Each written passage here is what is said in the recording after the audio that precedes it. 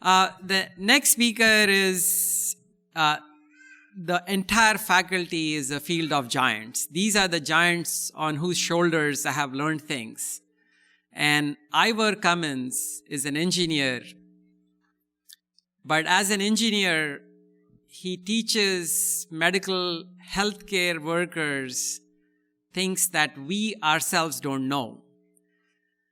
So I want to show of hands as to how many of you knew about Joseph Kraft before Ivor brought him to our consciousness. Any show of hands? One.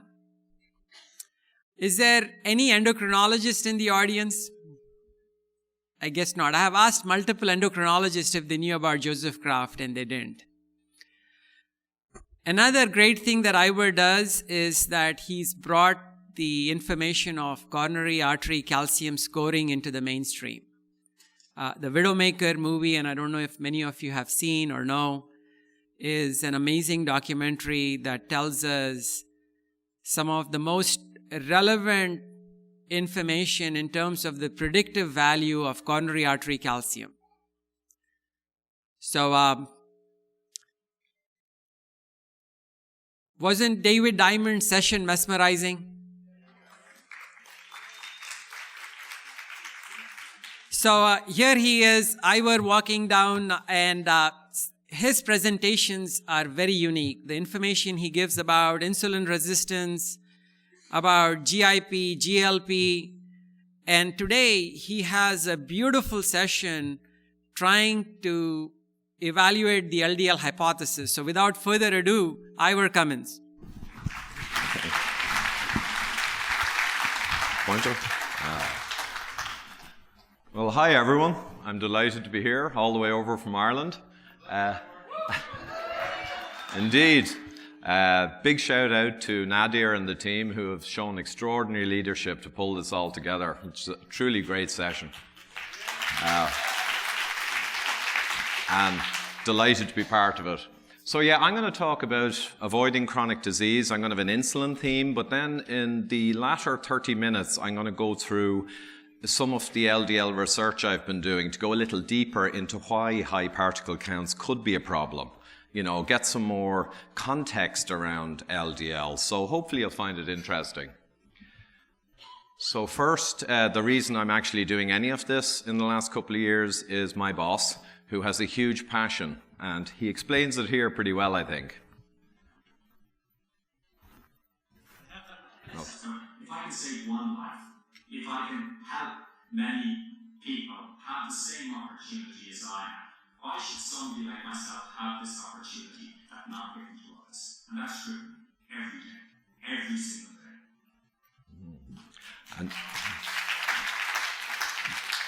And that is David Bobbitt, one of Ireland's most successful entrepreneurs, business owners. He owns and runs a $700 million business. And he had a near-death experience when he got a calcium scan 6 years ago. All his blood metrics looked great. He was super fit and running, looks like he does now. And he got an enormous score, and he had to get a lot of changes brought into his life. But he has now stabilized his disease based on that wake-up call. And he is spending millions to let everyone else have the same chance as you saw there. So I'm working on behalf of his charity, Heart Disease Awareness. There's no financial interests here whatsoever. It's philanthropy, no ties to the cardiac imaging business. So I am, later in the talk, going to get into some pretty juicy stuff around how your arteries fall apart. But first, we're going to go through that crucial scan. So, and we have a saying in engineering, if you don't measure it, it don't get fixed. So it's very important to measure the correct things that give you the most information, the most bang for the buck. So here's the calcium scan, and you see on the left a guy, it's actually Dr. Jeff Gerber, who has 0 calcium in his coronary arteries. So that gives you a 0 score, and it bodes extremely well for your future because it shows you have no atherosclerotic disease worth noting built up in your body at middle age. The person on the right has a lot of chalk in there, and they have had the inflammatory disease of atherosclerosis burning away, and they've built up a lot of calcium, which the body brings in to try and strengthen the arteries. So it's a canary in the coal mine. And all US presidents and astronauts must take this scan because it's that powerful. It's the bottom line in finding out your risk. So unsurprisingly, the top guys have to get it. To give you an idea, here's a study. All the studies say the same thing, essentially. Here we have people with low scores, 1.4 to 4% cardiac events in the following 10 years. If you move up to higher scores, you see you go all the way up to 37% events. So that's nearly a 20 times higher rate of events for having a high score.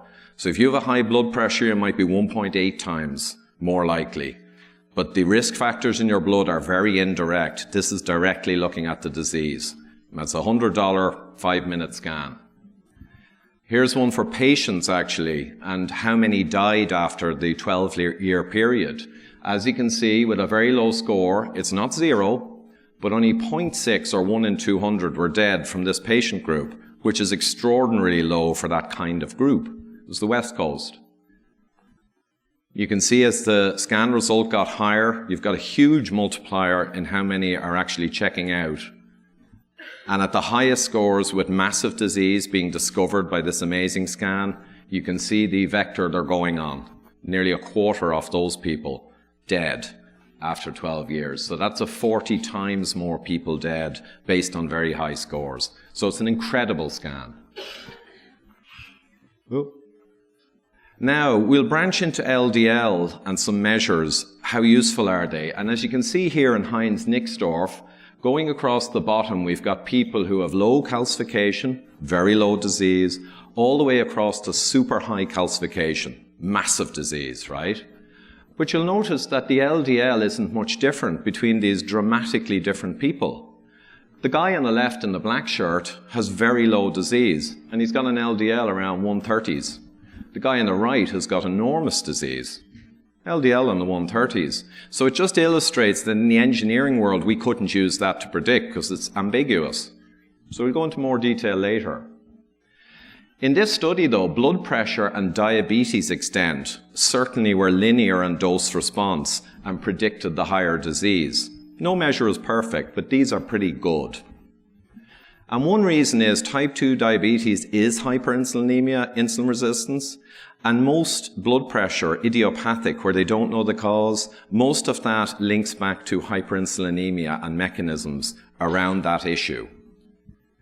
So a quick study here again, we'll see can you spot the important factors. And in this study of people who had second heart attacks or did not have second heart attacks after their first one, followed for 7 years, they looked to see what's important in predicting the second heart attack, right? That might be the big one where you go down permanently. So hypertension history was a 2 times multiplier if it was high. That's pretty good. A 2 times multiplier is a reasonable factor to look at. Total cholesterol, not really significant, 1.5, and LDL wasn't significant at all. Right, so fair enough. You can draw something from that. But then they did a multivariate analysis, and all this is a mathematical analysis to try and see which factors are actually dependent on other ones and which factors are truly independently predicting. And in that analysis, the cholesterol and LDL basically fell away to nothing.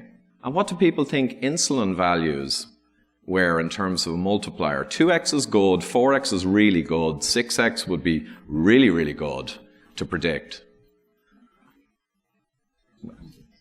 Yeah, so 6.7x. And the paper summarized that basically, guys, we are missing out on an enormous amount of preventative care we could put into these people because no one's measuring insulin. Ironically, one of the best measures of future issues. So, one more paper, because it's not just heart disease. This is looking at all the modern chronic diseases, or most of them. And you can read there that hyperinsulinemic syndrome is broader than we think. It's not just cardiovascular, though it is that. And they got all the metabolic syndrome or insulin resistance syndrome papers out there, which had disease rates, and they sifted down to the 63 that actually measured insulin, because many of them don't. It's crazy, but they don't. And how did insulin relate to the people who got these diseases and didn't in all these studies? Well, here you are.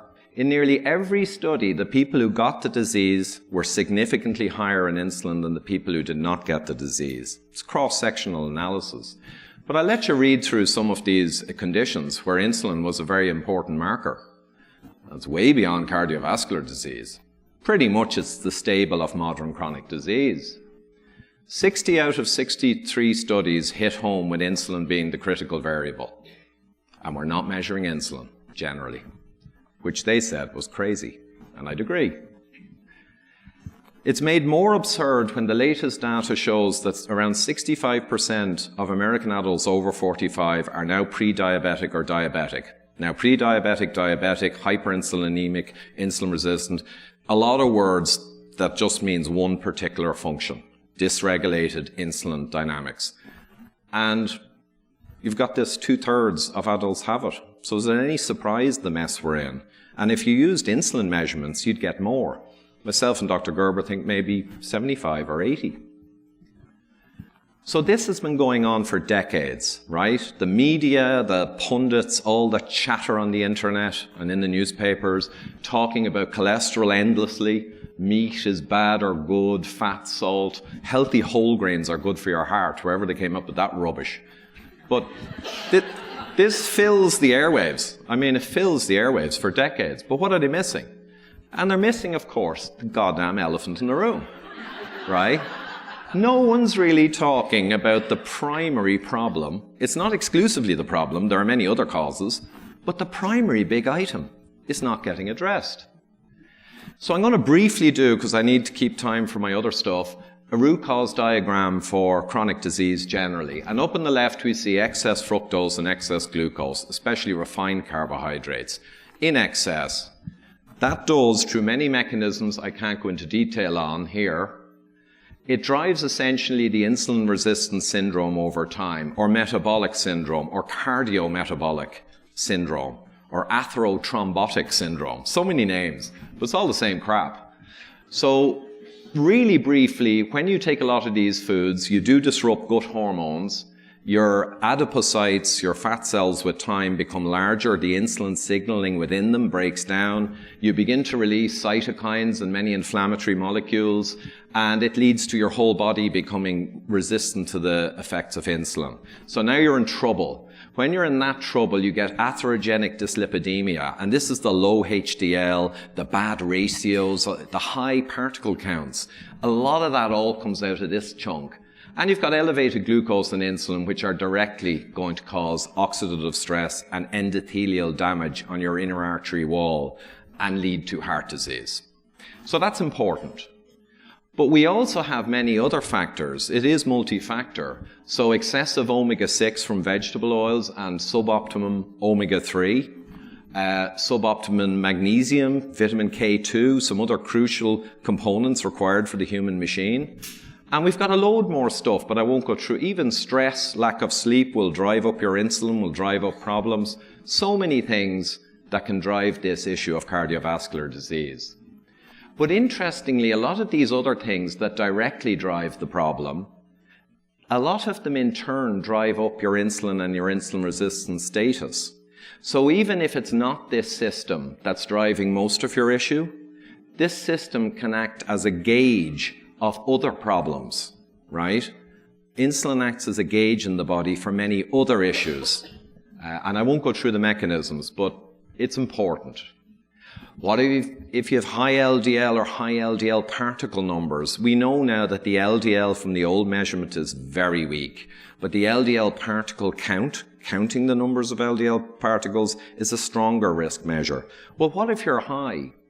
And what I would generally say is, if you have many or all of these issues going on, and you add in a much higher particle count in your blood, where the particles can become damaged by the issues, by all means, it's reasonable to assert that you will have an accelerating effect on any heart disease that's heading your way, right? And you will actually accelerate your problem. But it's very important that the main focus goes on the real root causes and not on this dependent path. That said, if your particle count shoots up on a new diet, You got to be really careful because it is a strong risk factor, and you need to make sure that everything else in your body is good and that this particle count won't develop to be a significant problem. So part 2, and this is the new stuff, we're going to put cholesterol and particles into some kind of context. So first I'll show the MESA-studied calcification of Western people, mostly American. And this is men. And as you can see, around 50% of the population, they have very little calcification as they go from their 40s up to their 70s. So that's the half of the population who have very few cardiac events. They're the healthy guys. And then back you got the 10 or 5% of worst calcification get enormous calcification growing, as you can see in those ramps. And that's where most of the heart attacks occur. Not exclusively, but this isn't rocket science, right? The guys who are racking up the calcium are destroying their arteries. They're the ones where most events will occur. Now, we could look at another people, very different, Semaine men, very different peoples, other side of the world.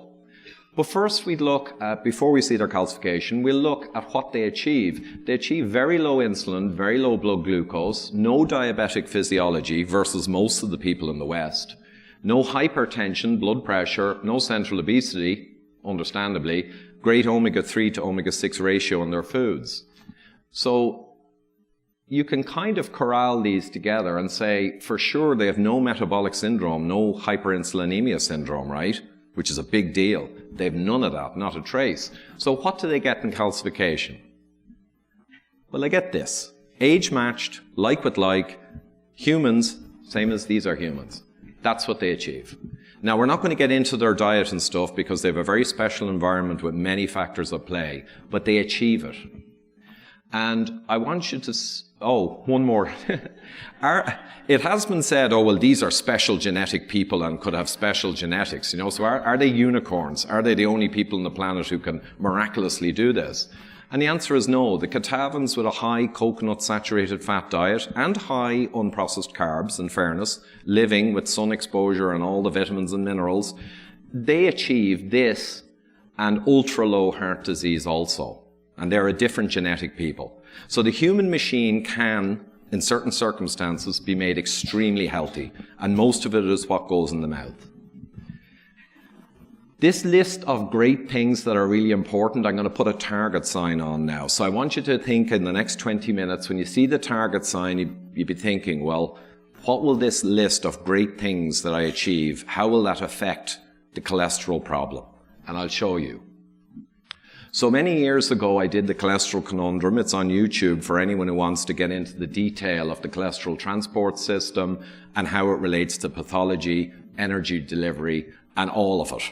And recently I used the slides to give a rerun of this talk, and I was delighted because I didn't have to change a single slide. 5 years later, didn't have to change anything, which is good. I was happy with that.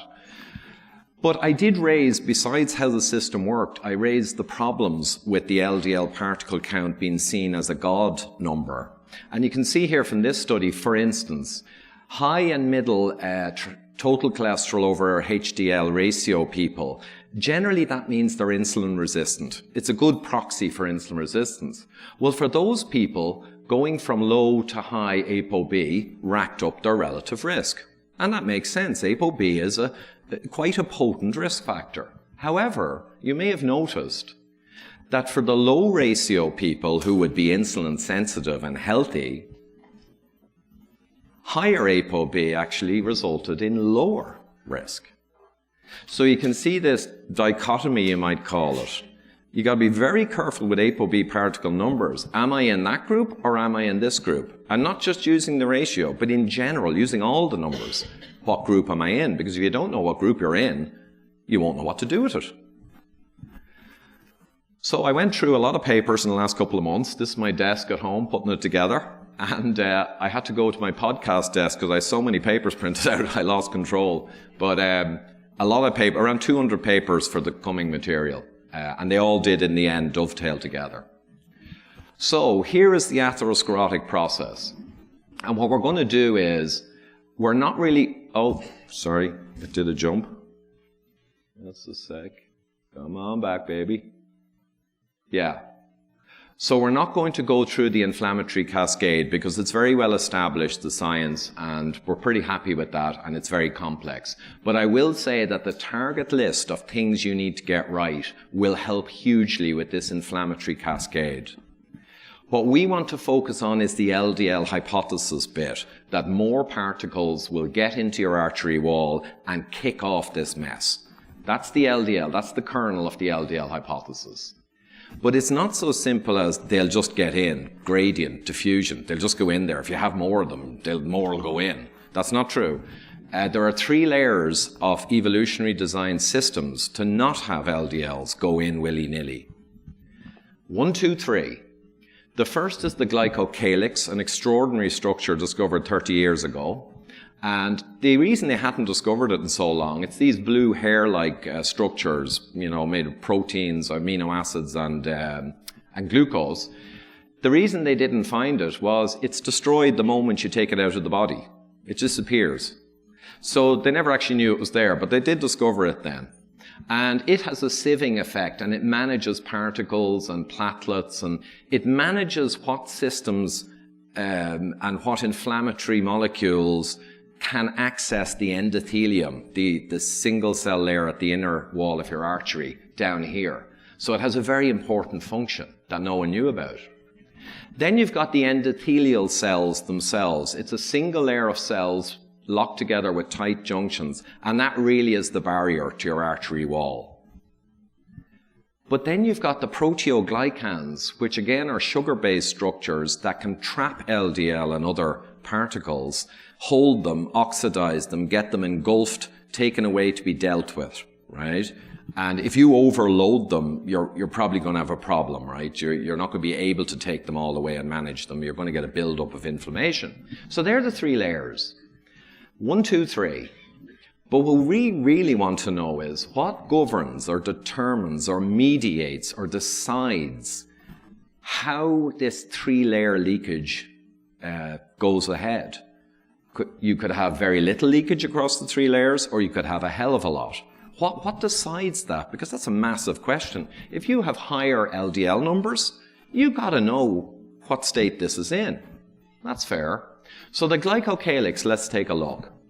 Here it is in a high-resolution electron microscope picture, and it's basically like little hairs, as you can see there. And it keeps the inside surface slick, it protects the endothelial cells. The strands, believe it or not, move in the blood flow, and they act as mechanosensors. And they actually trigger nitric oxide release from endothelial cells based on how they sway in the blood flow. And a million things more. But I just thought I'd give you a feeling. This stuff, evolution wasn't messing around when it designed this layer. Put it that way. Here's a paper with a great title I got during my couple of weeks. Arterial glycocalyx dysfunction is the first step in the atherothrombotic process. Wow. That's a strong statement. And it was a great paper. And they made a lot of cases for this. So not the first step that LDL wanders across, you know, and opens a door it shouldn't and finds itself in the wrong room. No. This is the first step, they would say. So here's a group who are developing things to help the glycocalyx. I have no connections to them. The effect of a high-carb meal. Here's your normal glycocalyx. 2 hours later, 4 and 6 hours later. And these are actual, you know, scans taken. That's what happens. And particularly hyperglycemia and high sugar has been shown to damage it. You know, if your blood sugar levels are nominal, the glycocalyx is happy. It's actually not so happy with really low glucose. It's slightly not so happy. It likes glucose there. But if you bring up the glucose a little high, suddenly it doesn't like it. So that's the kind of relationship. Body takes 8 to 12 hours to recover this situation. And these guys have scanned real humans. 8 to 12 hours. But most people are going to dump another, you know, pound of carby junk in on top of themselves after 3 or 4 hours, right? Everyone's eating all the time and they're eating sad diets. So how is it ever going to recover? Here it is shown in beautiful health. You can see the glycocalyx strands there, and there's an outer barrier area they've more recently discovered. And it keeps the red blood cells and platelets and other elements, as I said, away from the wall of your artery. Oh, Here's one in a rotten state. So you've been chugging Coca-Cola or smoking cigarettes or whatever you've been doing, right? And as we can see here, the LDLs have much more access to the endothelium, the LDL particles. This group did a great experiment. They said, well, what if we damage it in the lab, carefully damage it? What will happen? The rate of LDL internalization into the endothelial cells. How much bigger will it get if we damage this puppy? So they damaged it with neuroamidase, and they got 10 times more LDL getting into the endothelial cell. And that was impressive. But then they went for gold and they said, hey, what if we hit it with like cationized copper or ferritin? What if we really kill it? So they did. They used ferritin and they got it down and measured to 5% of its previous thickness. And they said, right, this is really stripped. And they got 20 times the LDL getting down into the endothelial area and going into the cells.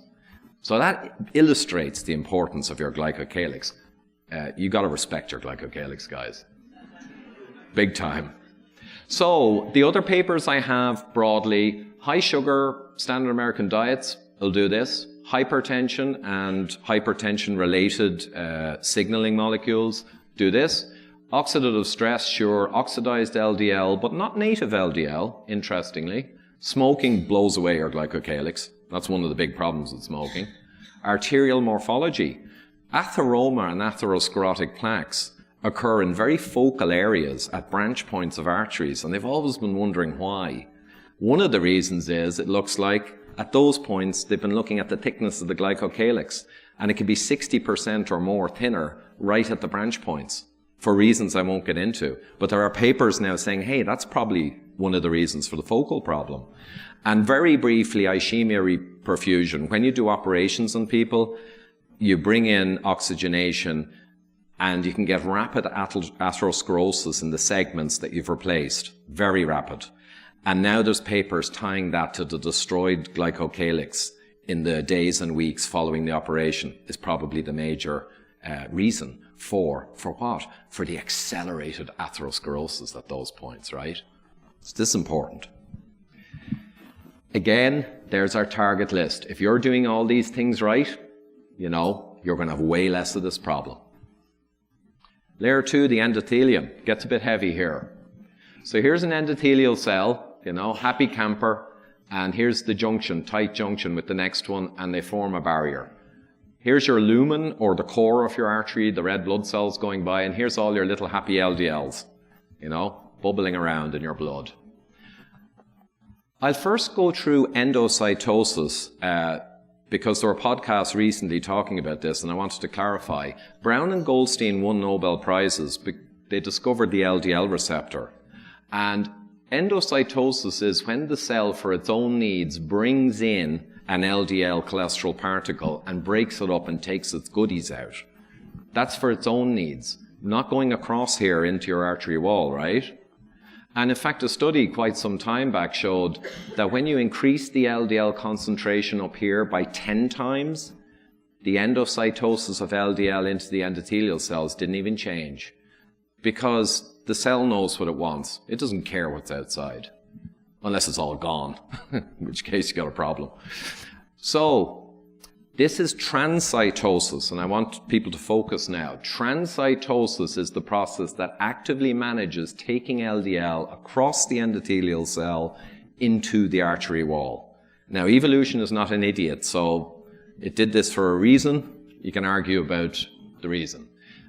They have question marks because even in 2018, the top experts in this are acknowledging we're really not sure how this works. It's kind of embarrassing. So people have not been too interested in this for some reason. I'll leave people to guess why. So that's what happens. Here it is done with gold particles attached to LDL. Up here is the endothelial cell. And after a few minutes with LDL, with gold particles attached so they could track it, you see the little black dots of gold, right? The gold is brought in by the LDL into vacuoles, into the cell, within minutes. Within 20, 30 minutes, they're seeing LDL particles and their carried gold coming out, essentially in the intima, on the other side of the cell. So they're kind of like little Irish leprechauns bringing their wee pots of gold across the endothelium. So, but I think, and you could make other jokes about LDL and gold, you know, as in how valuable LDL could be, but we won't get into that. So here they are. So that's demonstrated. In fact, 25% nearly off the LDL, and I think it was only a couple of hour period, had actually done the full journey. Substantial, nearly a quarter of it was out the other side, free, into your artery wall. So there. For transcytosis, which we're talking about, they did a 10 times higher LDL concentration up here, like I mentioned with the endo, and in fairness, it doubled the transcytosis. So 10 times LDL concentration, double the transcytosis. It's not a huge factor, you know, it's not 10 times. And for instance, in this experiment with TNF-alpha, an inflammatory component associated with insulin resistance, obesity, diabetes, it's a very active component in the body when it gets going. Using TNF-alpha introduced at physiologic levels brought up the transcytosis by 4.5 times by bringing in TNF-alpha. So you can see there's a lot of other things ruling transcytosis. And your brain, I heard it said recently that your brain doesn't take in LDL, it makes its own. Now it does make its own cholesterol mostly, but here's this paper. And essentially what they did was, they demonstrated LDL receptors in the blood-brain barrier taking in LDLs, transcytosing across the blood-brain barrier and into the brain for use. So evolution decided to do this. They also took the astrocytes from inside the brain cells, and they depleted them in cholesterol. They said, let's take the cholesterol out of them. And we do the experiment again and see, does the brain ask for more? That'd be cool. So they did it. And the brain did ask for more. The depleted astrocytes with lowered cholesterol upregulated the LDL receptors in the blood-brain barrier and took through quite a lot more cholesterol. So this is really fascinating science. And it's your brain, which is important. So what kinds of things drive transcytosis? This is back to our $1 million question. What things will make this go too fast, too much LDL? And there you have it. C-reactive protein, oxidized LDL, radical oxygen species, lipopolysaccharide from leaky gut demonstrated to do this. All these bad things that are essentially highly linked to our target list of important factors. Again. Last one, paracellular transport. Doesn't even end here. Paracellular transport is the leakage of LDL particles through the tight junctions between the endothelial cells and getting into your arterial wall. And you can have macropores too. There's tons of science on this out there. It's just hard to find. These tight junctions are exotic, 3 layers of ultra-exotic junctions to keep them tight, but they do break down and they do get damaged. So one thing again, TNF-alpha, inflammatory component, they introduced that and they got 4.5 times more permeability through this path, right? We saw it with transcytosis, also here. And the clever guys worked out the mechanism. They saw that the TNF-alpha was causing apoptosis, or cell death of the endothelial cells. And as they died and turned over, they were opening up these junctions as they fluxed. And the apoptosis, or cell death, directly correlated with the amount of LDL going through, straight line. So they're really tying this together, you know. It's an exciting time for this science. What causes then this generally? We saw TNF-alpha, angiotensin II relating to blood pressure, and any insult to the endothelial cells is going to cause turnover and allow more LDL flux to occur. Right? So you don't want to do that. How do you make sure you don't do that? Well, make sure you cover this list at the very least. Right? No brainer. Last one, the intima proteoglycans, because there's still a layer 3. So down here we have in the wall of your artery, here's your blood up here, LDLs that do get in can get trapped on these proteoglycan structures. And they get stuck there, they get oxidized, they get eaten by macrophage, and they get dealt with. Right? So that's the way the body deals with them. But we'd be interested in what causes increased LDL reactivity and binding with these proteoglycans. What kind of factors make them bind a lot or bind not so much? That'd be important if you're worried about cholesterol. So here's the papers I have. Blood from heart attack patients, blood from insulin-resistant people, blood from type 2 diabetics. They all greatly increase, even with cholesterol standardized, greatly increase the binding down here. Small dense and oxidized LDL, especially with ApoC3 on board, which is a sign of insulin resistance, right? And small dense is too, much higher affinity. Type 1 diabetic mice, I don't like mice experiments, but in this one, the diabetic mice with the same cholesterol levels as the wild type healthy mice, 8 times more cholesterol particles were getting bound in here from the diabetic mice. So these guys in these study groups are on the right track, right? They're looking to see what mediates the LDL particle being a problem. And unsurprisingly, you got a huge overlap with our classic target list of things not to do. So there you go, 1, 2, 3, 3 layers of evolutionary designed wonder, which will keep your LDL particles being happy if you do the right thing. And a set of very important factors that's common to nearly every part of this system becoming dysfunctional. And more, if you have obscure inflammatory conditions, it'll drive it too. It's not all these, but these are the big Pareto, the elephant. A bonus layer just when you thought you were going to get away. Small bonus layer, and I'm good on time.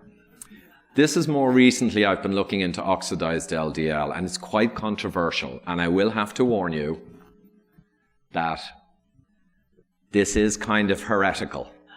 So you guys are going to be party to a heresy here. Now, I don't think they burn you alive anymore for that, but you might get, I don't know, an increased tax rate or something else. We'll see. So you're all here of your own free will.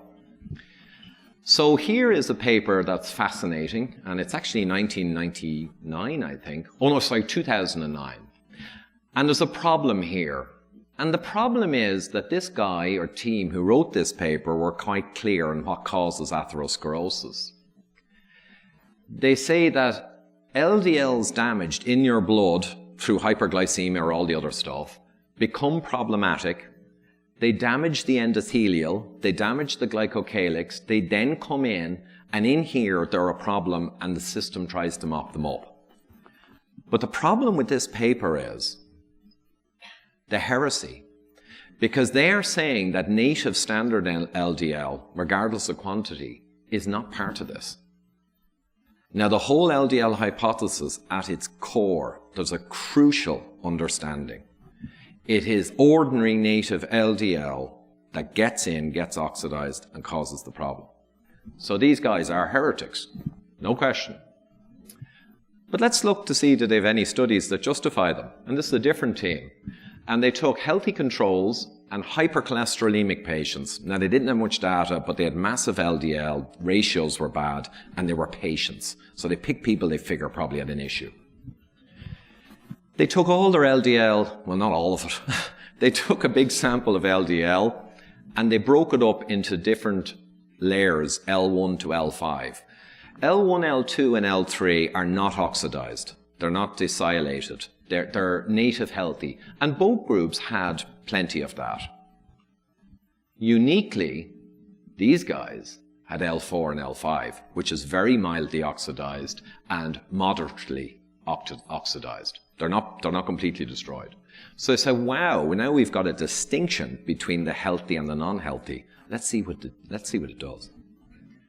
So they looked in an experiment at percentage cell death by introducing these particles, endothelial cell death. And they saw for L1 to L3 basically nothing. So okay. And when they put all three together and dumped it in, nothing. Nothing really happened. But then the L4 and L5. Now you rocket up to 40% of the cells in the solution were killed, essentially. And they went further and they oxidized the bejesus out of LDL. They gave it a ruddy good kicking with copper.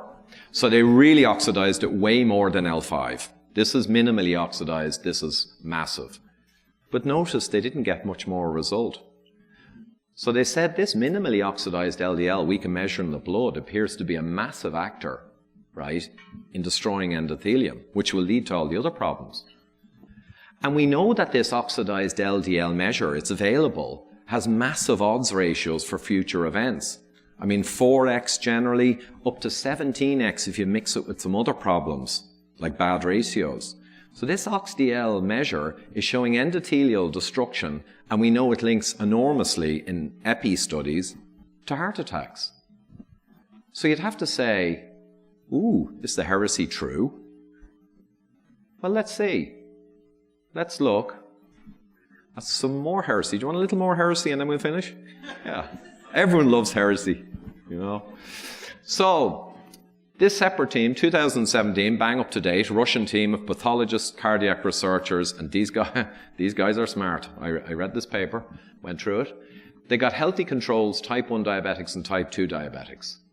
They were looking at desylation, which is actually the step before the mild oxidation. And they're saying the oxidation is downstream. When the LDL begins to get desylated and begins to get a negative charge, it's already a big problem, even before it gets oxidized in your plasma. So they got the healthy controls, and they did not have much of the desylated. The type 1 diabetic had a worse pattern, and the type 2 diabetic was worse, which is kind of intuitive now from what we know. And they looked how much LDL would accumulate in the intima. They actually took intimal cells from people who were killed in car accidents. So they were healthy people otherwise. They took their intimal cells to make the culture. So this is really good, representing real life. And they saw that the non-desylated native LDL did very little in terms of getting LDL to accumulate in the intima, which is the big thing we want to know about. Then they looked at the desylated. Boom. So now you're seeing a hugely increased accumulation of LDL down in that wall based on the mild oxidation or desylation of the LDL. And again, this is happening in the plasma, in your blood, based on what you eat, based on what you do. It's not going into the wall and getting damaged. It's getting damaged in the blood and causing damage. That's what this would say. So we'd have to say there's quite a bit in this theory. It's not really heresy. To be honest, it looks to me like current science to be discussed openly and come to a consensus answer in coming years. But we'll see. We'll see if that happens. So layer 1, 2, 3, and we show that the big things you need to worry about mediate and govern a huge amount of all of these 3 layers of whether the LDLs being higher really transcends into a pathological problem. We've added layer 0 before any of this, which suggests possibly that the oxidizing and damage of the LDL in the blood is an initiating step. And if you avoid that, you may not even have to worry about this. But it's another LDL state measure that's not to do with the number of the particles. It's to do with the actual science. And heart attack patients in a recent paper had vastly more oxidized LDL than non-heart attack. I think non-heart attack people healthy had 0.1%, and the heart attack people had something like 5%. Like they just have tons more in the plasma. So it's important, and we'll need to answer these questions in the coming years. Always remember, are you on target? Because these things here aren't just helping you in many, many myriad ways. They are actually targeting the various layers that enable the high particle count to be a problem. So you're getting a double benefit by focusing on the right root causes, these and more, right? Now I'm going to close with, if your particle count shoots up on a diet, you cannot ignore something, and I showed you the hazard ratios earlier. That's clearly a hazard ratio marker. You can't ignore it, but you do need to take it in context. So for instance, there are ApoE4 genotype people. I'm one, my wife's one, David Bobbitt has one. We have a tendency towards heart disease and Alzheimer's. We respond much worse to modern foods and modern contaminants because we're the oldest genome. But some ApoE4s, there's evidence that if they become diabetic or damaged from standard American diet, and now they are diabetic, they have, in cases, a sensitivity to animal protein and fat in large amounts. So ironically, tragically, by damaging themselves, they now may be sensitive to some really good evolutionary foods. So it's kind of the corner case to watch for. Like if LDL shoots up and inflammatory markers shoot up as well and ratios shift to the negative, You got to watch it. But I think Dave will go through in much more detail tomorrow, is it? Or this afternoon? Tomorrow, on all this LDLP and on a special class of people where the P goes really high, but generally all the other metrics stay good. So are they good and on target? We'll have to wait to find out. So that's it. Hopefully it helped.